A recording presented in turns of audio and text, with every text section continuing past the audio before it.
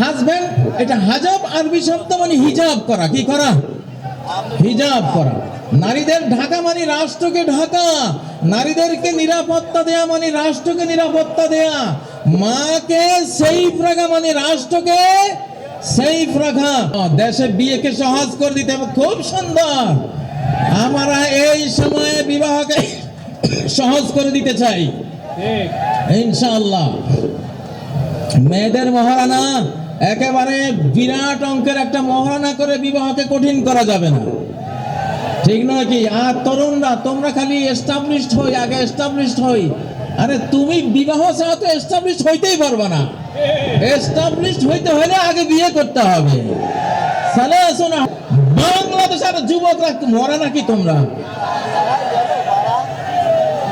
বয়ফ্রেন্ডের দিন শেষ, হাজবেন্ডের বাংলাদেশ। এই স্লোগান তোলো না তোমরা এখান থেকে। বয়ফ্রেন্ডের দিন শেষ, বাংলাদেশ। বয়ফ্রেন্ডের দিন শেষ, বয়ফ্রেন্ডের দিন শেষ। নারায়ে তাকবীর, আল্লাহু আকবার। আমাদের বিগত এক ফ্যাসিবাদী মোদিকে বয়ফ্রেন্ড বানিয়েছিল। আস্তাগফিরুল্লাহ। এইটা মানে সেইটা। বয়ফ্রেন্ডের দিন শেষ। বয়ফ্রেন্ডকে, এক নম্বর বয়ফ্রেন্ডকে আমি নাম নেওয়ার দরকার নেই। বুঝছো তো তোমরা? বুঝছো তো তোমরা? বয়ফ্রেন্ডের দিন শেষ, হাজবেন্ডের বাংলাদেশ। বলছি, পরিবার ভাতা ভাঙলে বাংলাদেশ ভেঙে যাবে, আর পরিবার অটুট থাকলে বাংলাদেশ অটুট থাকবে। এটা কোরআনের থিওরি। পৃথিবীতে কোনো ফাদারল্যান্ড নাই, পৃথিবীতে আছে মাদারল্যান্ড। কি আছে? মাদারল্যান্ড। মা তৈরি হয় পরিবারে। কোথায়? স্ত্রী হয়, তারপরে কি হয়? মা হয়। তাহলে মাদারল্যান্ড মানে হলো স্বামী স্ত্রীর ল্যান্ড। কিসের ল্যান্ড? অর্থাৎ এটা আধ্যাত্মিক সূত্র দিলাম তোমাদেরকে, খবরদার কেউ অবৈধ কোনো বয়ফ্রেন্ড গার্লফ্রেন্ড কালচারে যাবে না, তাহলে বাংলাদেশ টিকবে না, টিকবে না, টিকবে না বললাম। নিজের দেশ নিজেরা ধ্বংস করো না। তোমরা হাজবেন্ড হও। হাজবন এটা আরবি শব্দ। হাজবন মানে হলো আবৃত রাখা, পর্দাবৃতা রাখা, ডেকে রাখা, সুরক্ষিত রাখা। অনেক হাজার হাজার ইংরেজি শব্দ আরবি থেকে এসেছে, যেমন উড। উড মানে কি? কাঠ। এটা উদন আরবি শব্দ। আর্থ মানে পৃথিবী, আরদন পৃথিবী, ওই ওখান থেকে আসছে আর্থ। অল, আলহামদু, অল হামদ, আল থেকে অল। তো হাজবেন্ড এটা হাজাব আরবি শব্দ মানে হিজাব করা। কি করা? হিজাব করা। নারীদের ঢাকা মানে রাষ্ট্রকে ঢাকা, নারীদেরকে নিরাপত্তা দেয়া মানে রাষ্ট্রকে নিরাপত্তা দেয়া, মাকে সেফ রাখা মানে রাষ্ট্রকে সেফ রাখা। মাকে সেফ রাখতে হলে আমাদের লাগবে পরিবার। কি লাগবে? কি লাগবে? পরিবার। আল্লাহকে সাক্ষী রেখে খতিব সাহেবকে ডেকে এনে মেয়ের পিতা, ছেলের পিতা, অ্যারেঞ্জড ম্যারেজের মাধ্যমে আমরা পরিবার গড়ব, আর বাংলাদেশকে রক্ষা করব। এই জন্য আবার দিচ্ছি, বয়ফ্রেন্ডের দিন শেষ, হাজবেন্ডের বাংলাদেশ। আরেকটা স্লোগান এর সাথে, দাস দাসীর দিন শেষ, স্বাধীন ছেতার বাংলাদেশ। দাস দাসীর দিন শেষ, স্বাধীন ছেতার বাংলাদেশ। নত জানুর দিন শেষ, বীর বিদ্রোহীর বাংলাদেশ। আমাদের আগের সরকারগুলি ছিল খালি জি হুজুর, জি হুজুর। ভারত থেকে কেউ আসলে জি হুজুর করছে, ঠিক না? আমরা কি এখনো চাই আমাদের সরকারের কেউ এই ভারতের সামনে জি হুজুর করুক? চান? বরং ভারতের কেউ আসলে নজরুলের অগ্নি বীণা পড়া দরকার, নজরুলের বিষের বাঁশি পড়া দরকার, নজরুলের কি চির বিদ্রোহী সেই কবিতা পড়া দরকার, ঠিক না? মহাবিদ্রোহীর অনুক্রান্ত আমি সেই দিন হব শান্ত, এই কবিতা পড়া দরকার। আমরা এখন এই জন্য স্লোগান দিলাম, নত জানুর দিন শেষ, বীর বিদ্রোহীর বাংলাদেশ। প্রিয় বন্ধুরা, আমরা যে দেশটি পেয়েছি, আপনি দেশে দেশের বিয়েকে সহজ করে দিতে হবে। দেশে বিয়েকে সহজ করে দিতে হবে। খুব সুন্দর। আমরা এই সময়ে বিবাহকে সহজ করে দিতে চাই ঠিক। ইনশাআল্লাহ। মেয়েদের মহারানা একেবারে বিরাট অঙ্কের একটা মহারানা করে বিবাহকে কঠিন করা যাবে না, ঠিক নয় কি? আর তরুণরা, তোমরা খালি এস্টাবলিশড হই, আগে এস্টাবলিশড হই। আরে তুমি বিবাহ ছাড়া তো এস্টাবলিশড হইতেই পারবে না। এস্টাবলিশড হইতে হলে আগে বিয়ে করতে হবে। সালাসুন হাক্কুন আলাল্লাহি আউনুহুম, তিনটা শ্রেণীকে সাহায্য করা আল্লাহর উপরে আল্লাহ দায়িত্ব হিসেবে নিয়েছেন।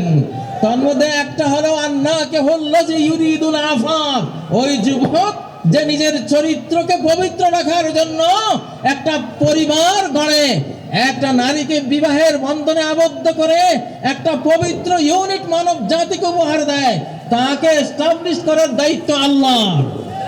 তার অর্থনীতির চাকা সচল করে দেওয়ার দায়িত্ব আল্লাহর, তাকে রিজিক দেওয়ার দায়িত্ব আল্লাহর। অতএব তোমরা এস্টাবলিশড হয়ে বিয়ে করবা এটা না, এস্টাবলিশড হওয়ার আগে একটা স্ত্রী চালাতে কি লাগে?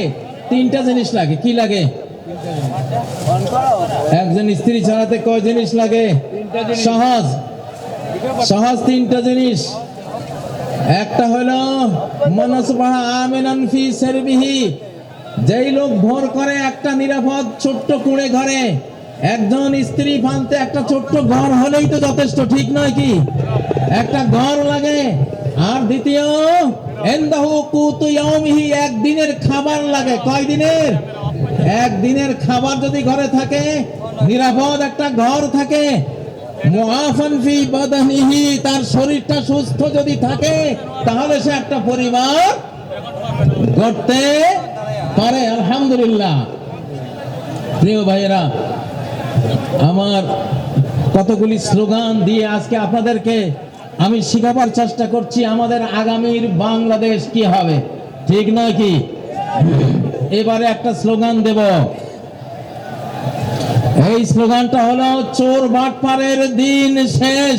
আমাদের বাংলাদেশ চোর বাটপারের দিন শেষ, আলিম ওলামার বাংলাদেশ, অলি আউলিয়ার বাংলাদেশ। এরপরে কি আরো দুই একটা মিলান। চোর বাটপারের দিন শেষ,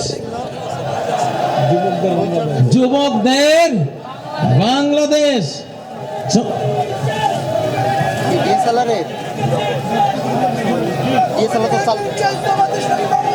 হ্যাঁ, ঠিক আছে, ইনশাআল্লাহ। আমি একটা ঘোষণা দেব। আমি এই জামাতে ইসলামী আর ছাত্র শিবিরকে আমি নাম দিয়েছি বাংলাদেশের ফিনান্সিয়াল অলি আউলিয়া। আমার শিবিরের ছেলেরা, আমি ছাত্র দল যারা আছো, অন্যান্য দল আছো, বিএনপির কথা বলেছি নাকি বলি নাই? প্রেসিডেন্ট জিয়ার সাথে আমি 3 দিন কাটিয়েছিলাম হেজবুল বাহার সফরে। 11 তলা যে জাহাজটা ছিল চিটাগাং, এখানে এসেছিলাম 1981 সালের 19, 20, 21 জানুয়ারি। প্রেসিডেন্ট জিয়া সারা বাংলাদেশে যারা বোর্ড পরীক্ষায় ফার্স্ট, সেকেন্ড, থার্ড অর্থাৎ মেধা তালিকায় নাম ছিল, এদেরকে দাওয়াত দিয়েছিলেন। আমি তখন ফাজিল ডিগ্রি পরীক্ষায় আমি ফার্স্ট ক্লাস ফার্স্টে ছিলাম লক্ষ্মীপুর থেকে। তো আমি জিয়াকে দেখেছি, জিয়া কতটা আলিম ওলামাদেরকে ভালোবাসতেন। হেজবুল বাহারে প্রথম যে বৈঠকটা উনি করেছিলেন, প্রথম বৈঠকে প্রেসিডেন্ট জিয়া বলেছিলেন, আমার মৌলভী সাহেবরা কোথায়? উনি মাইক নিয়ে বিসমিল্লাহির রহমানির রহিম বলে এই কথা বলেছিলেন, আমার মৌলভী সাহেবরা কোথায়? আমরা জানলাম যে আমরা আছি, আমরা 14 জন ছিলাম। তিনি বললেন যে বিজ্ঞানীরা বলে এই পৃথিবীটা একটা বিশাল অগ্নিপিণ্ড থেকে ছিটকে পড়ে পরে ধীরে ধীরে ঠান্ডা হয়ে এই পৃথিবী তৈরি হয়েছে। তো জিয়া বলেন, আমি প্রশ্ন করি ওই অগ্নিপিণ্ডটা কোত্থেকে আসলো? অগ্নিপিণ্ড থেকে ঠান্ডা হয়ে পৃথিবী হলো, অগ্নিপিণ্ড কোত্থেকে আসলো? তিনি বলেন যে এটার জবাব বিজ্ঞানীরা দিতে পারে নাই, এটার জবাব দিয়েছে আমার মৌলভী সাহেবরা। জিয়া বলতেছে, মৌলভী সাহেবরা আপনারা কি উত্তর দিয়েছিলেন? আমি দাঁড়িয়েছিলাম যে আমরা উত্তর দিয়েছিলাম খালাকাস সামাওয়াতি ওয়াল আরদ, আসমান জমিন কে সৃষ্টি করেছেন? ক্রিয়েটর আল্লাহ। তাহলে জিয়াকে যারা সামনে নিয়ে আজকে রাজনীতি করেন তারা অবশ্যই আলেম বান্ধব হতে হবে। ইসলামী রাজনীতি এই দেশে স্বাধীনতার পরে 5 বছর বন্ধ ছিল, জিয়া এটাকে চালু করেছে। আল্লাহ জিয়াকে রহমত করুন, আমরা দোয়া করি। যারা বিএনপি করবেন, জামাতের সাথে আপনাদের শত্রুতা চলবে না। যারা বিএনপি করবেন, হেফাজতের সাথে আপনাদের শত্রুতা চলবে না। আমরা দেখছি, আমি সব দলকে একসাথে বসাবার জন্য একটা সংস্থা করেছি, বাংলাদেশ বিপ্লবী কমান্ড কাউন্সিল। বলো, বাংলাদেশ বিপ্লবী কমান্ড কাউন্সিল। আমি ওখানে বিএনপি কে বসাতে চাই, জামাতকে বসাতে চাই, হেফাজতকে বসাতে চাই, আরো চরমনায় আছে তাদের যারা যারা রাজনীতি করেন সবাইকে বসাবো। তারা নিজ নিজ দল নিয়ে তারা সব কাজ করবে, বাট জাতীয় ইস্যুগুলিতে স্বাধীনতা রক্ষা, অখণ্ডতা রক্ষা, নিরাপত্তা রক্ষার প্রশ্নে সকল দলকে এক জায়গায় বসিয়ে প্রয়োজনে মৃত্যু সৈনিক তৈরি করার ঘোষণা দেব ইনশাআল্লাহ। ডেথ ফোর্স বানাবো, এবার আবু সাইদ ফোর্স বানানো হবে ইনশাআল্লাহ। নারায়ে তাকবীর। হাল চলে এনতি কুফল দিনে সাঙ্গু রে তার পাইবে বাল লাইরে ফালা এনতি খুলি দাও বাল খুললেন দি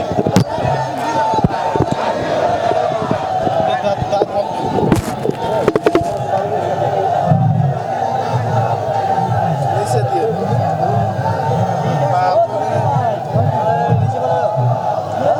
এখান থেকে একটা স্লোগান দাও না, তাকবীর দাও।